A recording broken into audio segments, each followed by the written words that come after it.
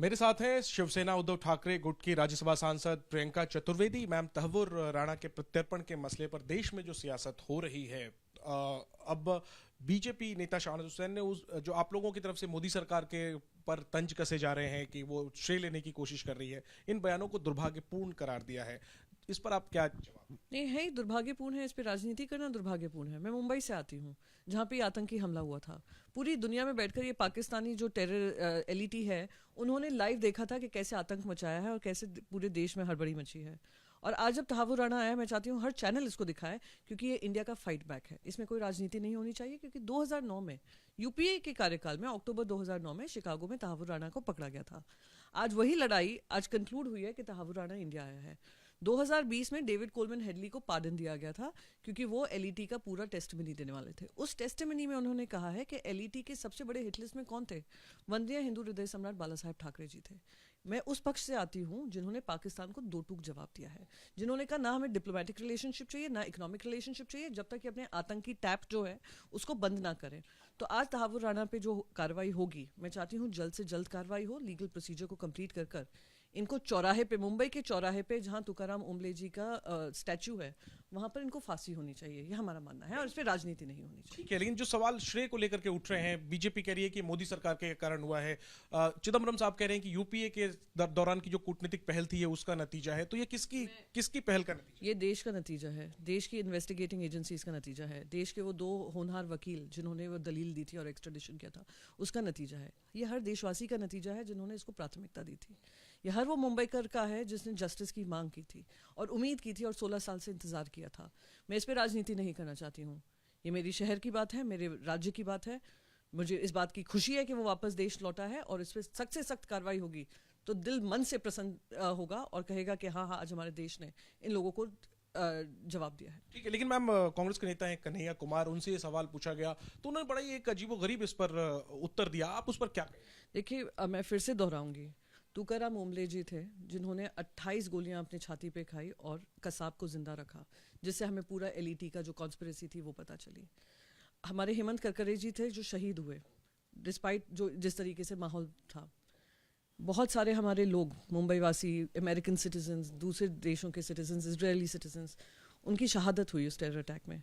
ये इन सबको वो इंसल्ट करने वाली बात है। ये कहना कि डाइग्रेस करने की कोशिश की जा रही है, हमारी सबके लिए प्राथमिकता थी।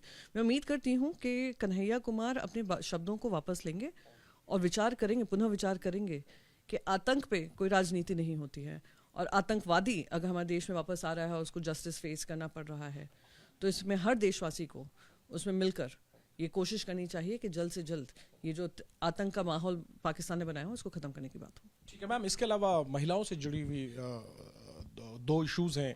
एक तो इलाहाबाद हाई कोर्ट के एक जज ने एक कथित रेप के मामले में आरोपी को जमानत देते हुए ये टिप्पणी कर दी कि इस मामले में पीड़िता ने खुद आफत मोल ली है। क्या आप उस पर कहेंगी? और इस एक के बाद एक ये बयान इलाहाबाद हाई कोर्ट के एक जज की तरफ से पिछले दिनों भी एक बयान आए थे, उस पर भी काफी विवाद हुआ था, सुप्रीम कोर्ट तक ने उसका संज्ञान लिया। जस्टिस मिश्रा ने जब वो बयान दिया था, मैंने खुद ने सुप्रीम कोर्ट के चीफ जस्टिस को लिखा था, जहां मैंने कहा था कि इनको बिल्कुल बर्खास्त करना चाहिए और सुओ मोटो कार्रवाई कर कर उस महिला को न्याय मिलना चाहिए। पॉक्सो में हुआ था, उस बच्ची को न्याय मिलना चाहिए जो 18 साल से कम थी और उनके साथ ये हरकत हुई थी।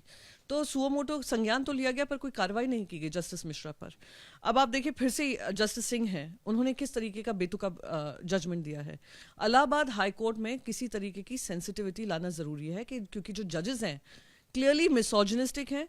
जो महिलाओं की इतनी सालों की लड़ाई है, न्याय की लड़ाई है, उसको खत्म करने की तरफ आगे बढ़ रहे हैं। और अगर चीफ जस्टिस इसका संज्ञान नहीं लेते, ये बहुत दुर्भाग्यपूर्ण होगा, क्योंकि देश की महिलाएं उम्मीद से देख रही हैं सुप्रीम कोर्ट की तरफ कि ऐसे लोग जो इस तरीके की बातें करके इस तरीके का जजमेंट पेश करते हैं और जो अक्यूज्ड हैं उनको रिहा कर देते हैं, जैसे जाकर फिर से समाज में दूसरी महिलाओं के साथ ये काम करें, उन पे कार्रवाई होनी चाहिए। ये लगातार इलाहाबाद हाई कोर्ट से ये बार बार आ रहा है, तो आपके सामने एक क्लियर थिंग है, चीज़ है कि इलाहाबाद हाई कोर्ट पे किसी तरीके का जो जजेस हैं उनसे बातचीत करनी चाहिए, उनको सेंसिटाइज करना चाहिए। इसको लेकर फ्रेश कोई आप पहल करेंगे फिर से? ये जो बयान नहीं, मैं उनको रिमाइंडर दूंगी चीफ जस्टिस को कि जस्टिस मिश्रा का अपने जो वर्डिक्ट था वो तो स्टे कर दिया, आपने उस पर 2-3 बातें भी कही, पर उन पर कोई एक्शन नहीं लिया गया।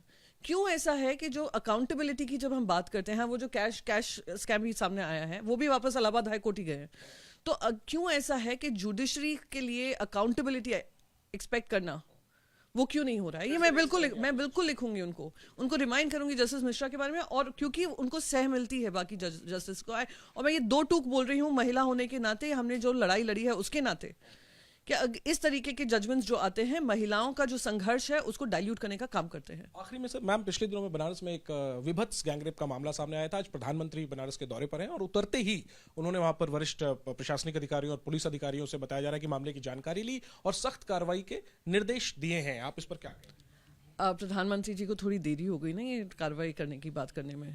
वहाँ के आप मेंबर ऑफ पार्लियामेंट हैं, एक महिला के साथ ये घटना होती है, इमीडिएटली फ़ोन उठा लेते, पर शायद फ़ोटो अपॉर्चुनिटी नहीं मिलती। फ़ोटो लिया है, उम्मीद करती हूँ कि क्योंकि प्रधानमंत्री ने डायरेक्टली उसके ऊपर संज्ञान लिया है, ये मैसेज सिर्फ बनारस को ही नहीं पूरे उत्तर प्रदेश को जाएगा, और ख़ास करके उनके सारे नेतागण को भी जाएगा जिनको बचाने का काम हमने सबने देखा था। रेसलिंग चैंपियंस हमारी रास्तों पे आ गई थी, उनको बचाने का काम, ब्रजभूषण शरण सिंह को बचाने का काम इसी सरकार ने किया, और उनके बेटे को MP पद से नवाजा है। तो उम्मीद करती हूँ not just words, not just photos, even action is expected of the prime minister. शुक्रिया प्रियंका जी हमसे बात करने के लिए। कैमरा पर्सन जितेंद्र सिंह के साथ Jainendra, ABP news, Delhi. For exclusive and insightful videos, subscribe to our new channel ABP Live Premium.